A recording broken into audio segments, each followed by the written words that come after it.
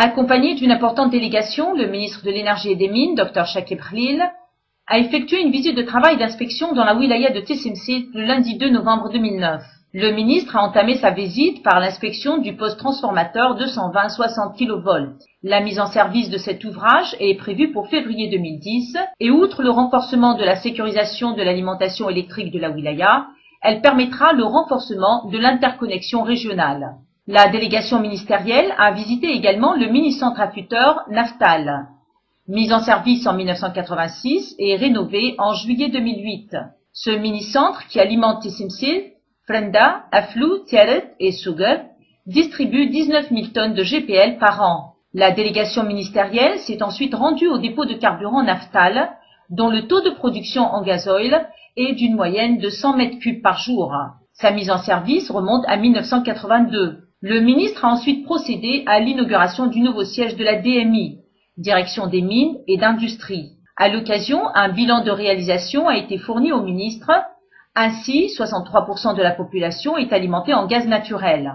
Pour ce qui est de l'électricité, 45 963 foyers ont bénéficié de l'énergie électrique rurale et 113 foyers de l'énergie solaire, soit un total de 97%. Au niveau de la commune de Bourkaïd, Dr Chakib Khalil a procédé à la mise en service d'une DP de gaz, qui permettra de raccorder 778 foyers. Dr Chakib Khalil a achevé sa visite dans la commune de l'Azharia, où il a donné le coup d'envoi pour la mise en service d'une DP gaz, qui permettra d'alimenter en gaz naturel 476 foyers.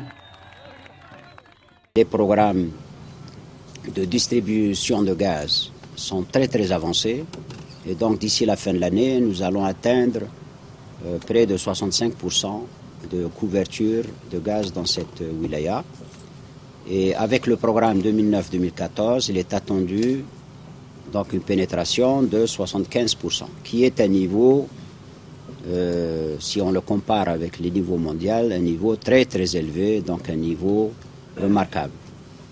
En ce qui concerne donc l'électricité, l'objectif est beaucoup plus d'assurer donc la continuité, de renforcer le système donc d'approvisionnement en électricité sur la wilaya et disons réduire les taux de dysfonctionnement qu'il y avait de par le passé en installant donc des